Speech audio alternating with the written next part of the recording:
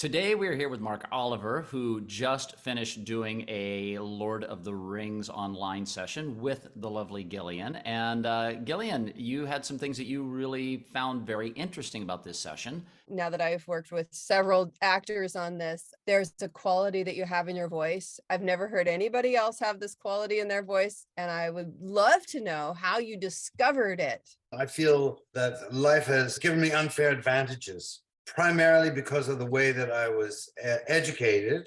I am Canadian, but I was educated at one of these sort of curious places called public school in England.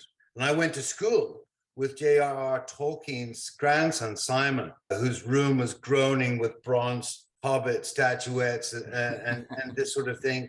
And also the kind of people who taught me were custodians of a spoken English that may not exist anymore. I really enjoyed the experience of being exposed to these people with these musical voices. And I suppose there's no avoiding the influence that my own father played, because my father was a real Perry Mason courtroom lawyer.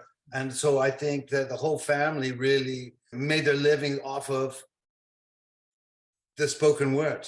And I'm sure Randall would agree with me when I say I think the human voice operates on such a deep subconscious level. It's like the thief that breaks in through the basement door of the imagination.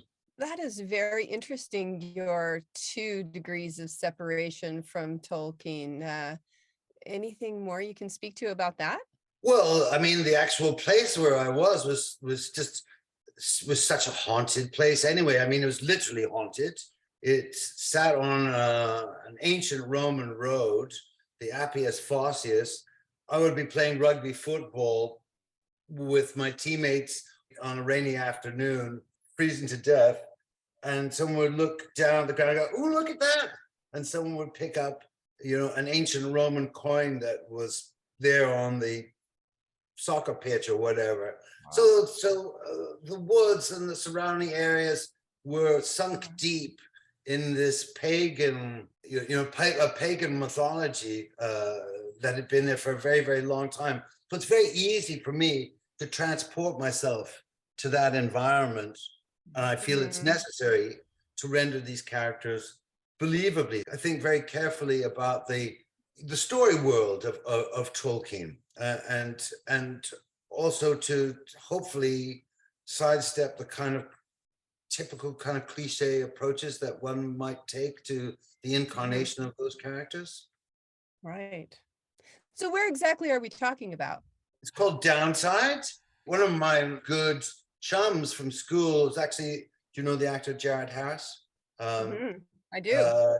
So he was in my English class, and his father, Richard Harris, would roll into the school quadrangle for annual prize giving ceremonies and plow his beautiful Rolls Royce into the side of a building 9 times out of 10.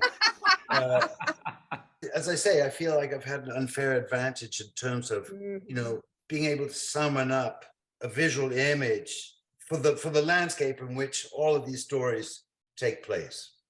I actually wrote to Simon the other day and I said, small world, but I'm working on this project. Do you have anything to say about it? He said, well, not really. I mean, my grandfather sold the rights for £10,000 back in 1968, so we don't really see any money from these endeavors. Wow.